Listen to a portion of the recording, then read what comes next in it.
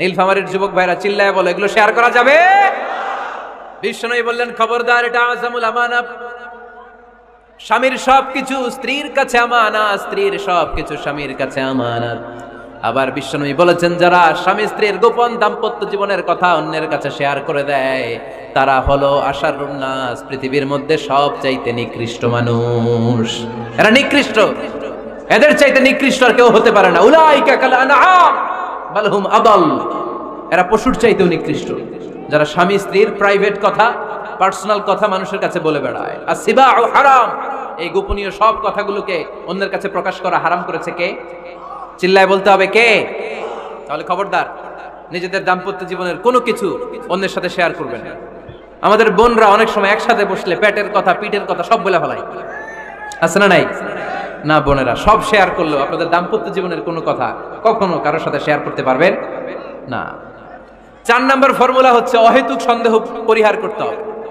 অনেক স্ত্রী আছে স্বামীরা খালি সন্দেহ করে, আছে না নাই? নীলফামারীতে এই সমস্যা নাই? আছে, এই যে ভুক্তভোগী পাওয়া গেছে, আছে না নাই? আছে, খালি সন্দেহ করে। এই তুমি ওদিকে তাকাইলে কেন, ওই বেডের দিকে তাকাইলে কেন, এই তোমার মোবাইল দাও, কারে ফোন দিলা দেখি, এই ফেসবুকের পাসওয়ার্ড দাও দেখি কি করছে, দেখি মেসেঞ্জারে কার সাথে চ্যাটিং করছে, আছে না নাই?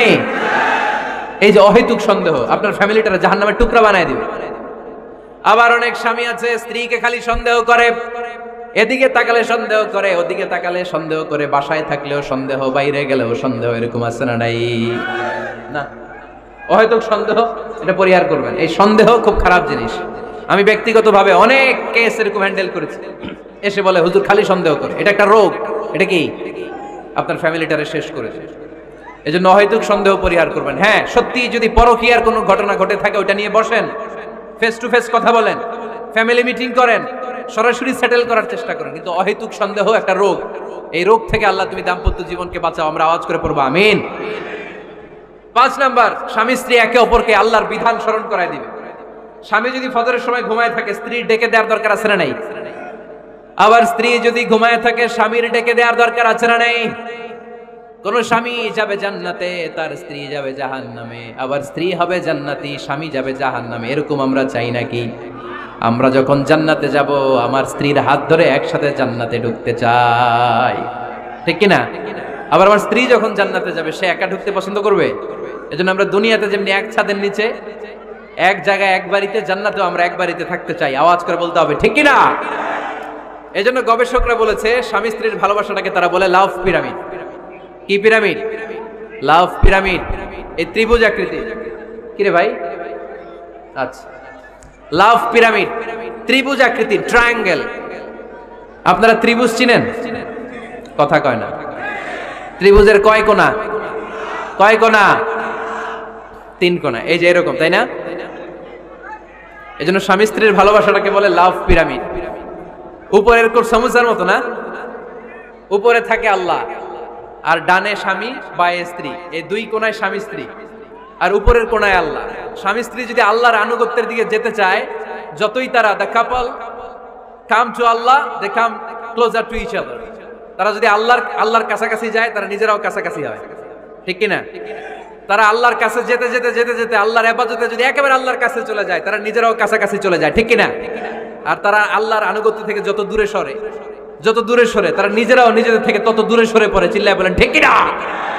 লাভ পিরামিড এটা। এজন্য the closer the couple comes to Allah, the closer the couple comes to each other. কাপল স্বামী স্ত্রী আল্লাহর ভালোবাসা নিজের মধ্যে যত গাঢ় করবে, আল্লাহর আনুগত্য যত বেশি করবে, আল্লাহর ইবাদত যত করবে, নিজেরাও তত কাছাকাছি আসবে। আর আল্লাহরে যত ভুলবে নিজেদের মধ্যে বড় বড় ফারাক করে দিবে কে? তাহলে এই 5টা বিষয় স্বামী স্ত্রীর উভয়ের উপর বর্তায়। এগুলো মেনে চললে দাম্পত্য জীবনকে সুখময় করে দিবে কে? আল্লাহ। এবার আমরা শুনবো আমাদের বোনদেরকে, যে ডান দিকে আমি শুনলাম আমাদের বোনদের বিশাল প্যান্ডেল, আছে না নাই? আচ্ছা, আজকে বোনদের দিয়ে শুরু করি। স্ত্রীদেরকে আল্লাহ কি দায়িত্ব দিয়েছে একটা ফ্যামিলিকে সুন্দর করতে, একটা দাম্পত্য জীবনকে সুন্দর করতে? স্ত্রীর 1 নম্বর দায়িত্ব হচ্ছে she should make a comfort to her husband. স্ত্রীর উচিত স্বামীর জন্য ঘরটাকে প্রশান্তির নীর বানিয়ে রাখা। কি বানিয়ে রাখা? প্রশান্তির নীর। স্ত্রী হওয়া উচিত এমন যাকে দেখলে স্বামীর চোখ জুড়ায়, স্বামীর প্রাণ জুড়িয়ে যায়, স্বামীর হৃদয়টা ঠান্ডা হয়ে যায়, ঠিক কিনা? আর স্ত্রীর দিকে তাকালে যদি মেজাজ গরম হয়ে যায়, মেজাজ খিটখিটে হয়ে যায়, ঝামেলা আছে না নাই? ঝামেলা আছে। এজন্য মেহেরবানি করে আমাদের বোনরা যারা, এমন কোনো কাজ করবেন না যেটা স্বামীর মেজাজকে খিটখিটে করে দেয়, কারণ আল্লাহ তাআলা আপনাদেরকে তৈরি করেছে লিতাসকুনু ইলাইহা, স্বামী আপনার কাছে গেলেই যেন তার হৃদয়টা প্রশান্ত হয়ে যায়, ঠিক কিনা? অনেক স্ত্রী আছে না জেনে না বুঝে স্বামীর সাথে এমন খিটখিটে মেজাজ দেখায় যেটা স্বামীর জন্য মেনে নেওয়া কষ্টকর। আমি একটা জরিপে পড়েছি, পৃথিবীর অনেক স্বামী স্ত্রীর কারণে হার্ট অ্যাটাক করে মারা যায়। আছে না নাই? এই তো ভুক্তভোগী পাওয়া গেছে। স্বামীর জন্য একটা ত্রাস হয়ে দাঁড়ায় স্ত্রী, ত্রাস। অনেক স্বামী আছে স্ত্রীর এরকম আচরণের কারণে, অতিরিক্ত প্রেসার ক্রিয়েট করার কারণে স্ত্রীদেরকে ভয় পায়। অবশ্য নীলফামারীর কোন স্বামী তার স্ত্রীরে ভয় পায় না। ভয় পায়? স্ত্রীরে ভয় পান কে কে দেখি?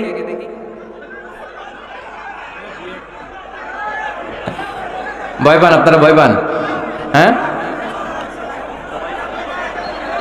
এক অফিসের বড় সাহেব তার স্ত্রীরে খুব ভয় পায়, প্রচন্ড ভয় পায়।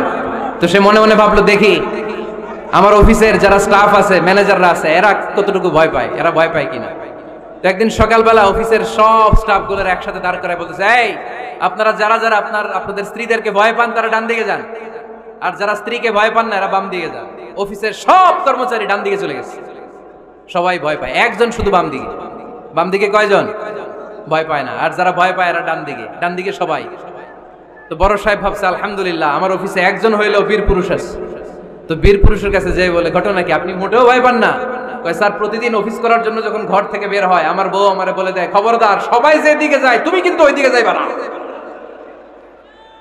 সবাই যেদিকে যায় তুমি ওইদিকে গেলে খবর আছে। বড় সাহেবকে খবরদার, এটা তো আরো ডরায়, ঠিক কিনা? এজন্য বোনদেরকে বলবো, লিতাসকুনু ইলাইহা, এমন ভাবে আপনি আপনার স্বামীর সামনে নিজেকে প্রেজেন্ট করেন যাকে আপনাকে দেখলে আপনার স্বামীর চোখ জুড়িয়ে যায়, হৃদয়টা প্রশান্ত হয়ে যায়, আপনাকে দেখলেই আপনাকে ভালোবাসতে মনে চায়, ঠিক কিনা? এজন্য রব্বুল আলামিন বলেন, আমি নারীদেরকে তৈরি করেছি লিতাসকুনু ইলাইহা, যেন পুরুষেরা স্ত্রীদের সংস্পর্শ যখন পায় পুরুষদের হৃদয়টাকে প্রশান্ত করে দেয় কে? রব্বুল আলামিন বলেছেন, খাদিজার জন্য জান্নাতে আমি এমন একটা ঘর বানিয়েছি যেই ঘরের মধ্যে কোনো বিশৃঙ্খলা নাই। খাদিজার জন্য জান্নাতে এমন একটা প্রাসাদ আমি বানিয়েছি যেই প্রাসাদের মধ্যে কোনো আওয়াজ নাই, কোনো কোলাহল নাই। কুরাইশদের মাঝে যখন দাওয়াত দিতেন সব বিশৃঙ্খলা, ঝামেলা, গোলমাল শেষ করে রাতের বেলায় যখন খাদিজার ঘরে বিশ্বনবী ঢুকতেন, বিশ্বনবীর হৃদয়টারে প্রশান্ত করে দিত কে? আম্মাজান খাদিজা বিশ্বনবী সাল্লাল্লাহু আলাইহি ওয়াসাল্লামের জন্য এমন ঘর উপহার দিয়েছেন যেই ঘরে বিশ্বনবী আসলে বিশ্বনবীর হৃদয়টা ঠান্ডা হয়ে যেত। সুবহানাল্লাহ পড়েন। অনেক স্ত্রী আছে স্বামী ঘরে ঢুকলেই ঘরে আটা নাই, রুটি নাই, চাল নাই, ডাল নাই, এটা লাগবে ওইটা লাগবে, ওখানে যেতে হবে, একটার পর একটা ফিরিস্তি বলে বেড়ায়, আছে না নাই? না, এটা করবেন না। আপনার কি লাগবে এই সব দায় দায়িত্ব আল্লাহ তাআলা স্বামীকে দিয়েছে, স্বামীকে জানাবেন, তবে ধীরে সুস্থে, ধীরে সুস্থে স্বামীর জন্য ঘরটাকে এমন করে রাখতে হবে যেন ঘরে ঢুকলেই স্বামীর হৃদয়টারে প্রশান্ত করে দেয় কে? এজন্য স্ত্রীর প্রথম দায়িত্ব ঘরটারে প্রশান্তির নীড় বানানো। এখানে কি আবার কি, আবার কি এখানে মারামারি, দুই দল নাকি? আপনাদের মনোযোগ আছে না গেছে? কষ্ট হচ্ছে? হ্যাঁ, অনেক রাত হয়ে গেছে তো, প্রায় 10:30। হ্যাঁ, তাকবীর পড়েন, লিল্লাহে তাকবীর। তো কিছু লোক ওঠা বসা শুরু করলেন কেন? হ্যাঁ, 1 নাম্বার, 2 নাম্বার, 3 নাম্বার নাই তো আবার? হ্যাঁ, 1 নাম্বার নাকি পেশাব করা, 2 নাম্বার নাকি টয়লেটে যাওয়া, 3 নাম্বার নাকি এইটা। বিড়ি খান আপনারা? বিড়ি আর সিগারেটের সাথে মুসলমানের সম্পর্ক আছে? না। কোন মুসলমান সিগারেট খেতে পারে, বিড়ি টানতে পারে?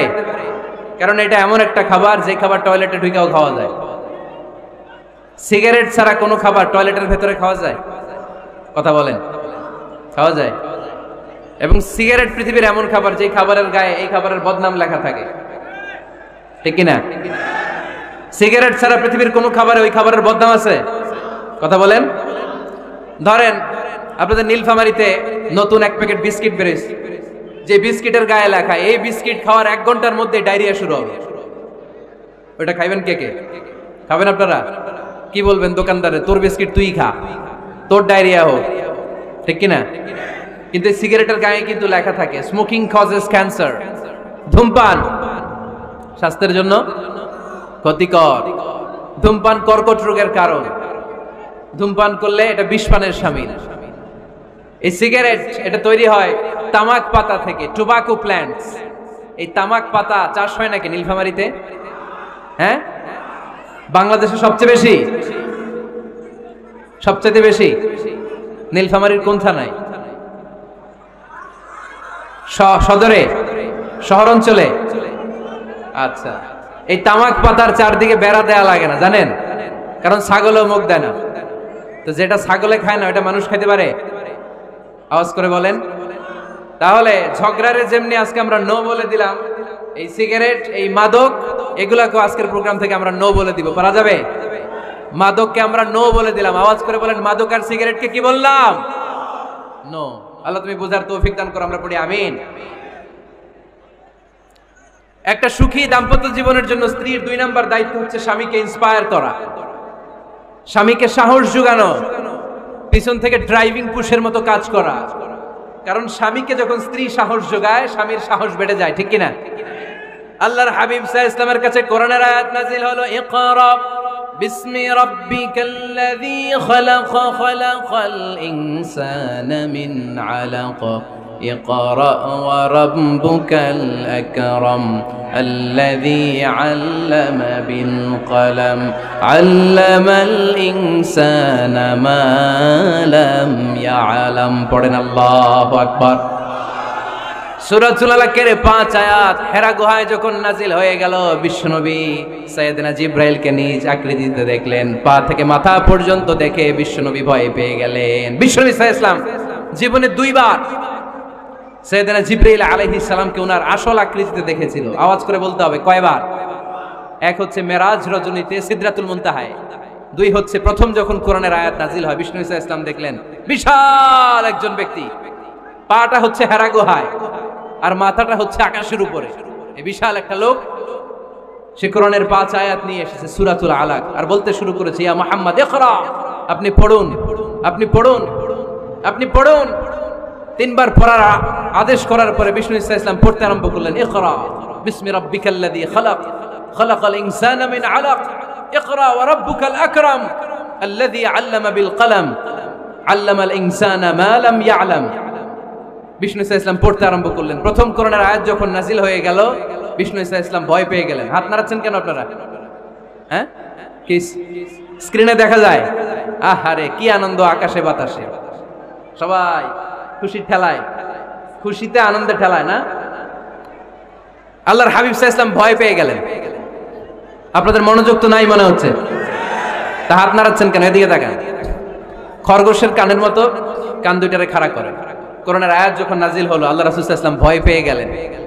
বিষ্ণু ইসা ইসলামের হৃদয় কাঁপতে আরম্ভ করলো।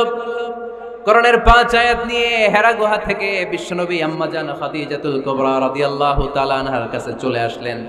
এসে ডেকে বললেন, খাদিজা জাম্মিলুনি জাম্মিলুনি, কম্বল দিয়ে তুমি আমারে চাপা দাও, আমার ভয় লাগছে, মনে হয় আমি বাঁচবো না।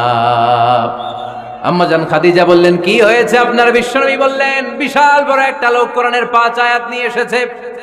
ওই লোকের পা হেরা গুহার মধ্যে, মাথাটা আকাশের উপরে, এত বিশাল সত্তা, বিশাল কোন মানুষ জীবনে আমি দেখি নাই। এসে সে পরিচয় দিয়েছে সে নাকি জিব্রাইল ফেরেশতা। বিশ্বনবী বললেন, মনে হয় আমি বাঁচবো না, আমার জ্বর চলে এসেছে, আমার হৃদয়ের মধ্যে কাঁপুনি শুরু হয়েছে, তুমি আমারে কম্বল দিয়ে চাপা দাও। আম্মা জান খাদিজা বললেন, ও নবী ভয় পাবেন না, আমার আল্লাহ কোনোদিন আপনারে অপমান করবেন না। সুবহানাল্লাহ পড়েন। ওয়াল্লাহি ওয়াল্লাহি লা ইউখজিক আল্লাহু আবাদা। নবী গো, আল্লাহ আপনার অপমান করবেন না, কারণ আপনার মধ্যে এমন এমন ভালো ভালো গুণ আছে, এই গুণাবলীগুলি যে মানুষের মধ্যে থাকে তাকে আমার রব কোনোদিন অপমান করতে পারে না। চিল্লায় বলেন ঠিক কিনা? নবী হে, ইন্নাকা লা তাসিলুর রাহিমা, আপনি আত্মীয়তার সম্পর্ক বজায় রাখেন। ও নবী, তাসদুকুল হাদিসা, সব সময় আপনি সত্য কথা বলেন। ওয়া তাহমিলুল কাল্লা, আপনি মানুষের বোঝা টেনে দেন।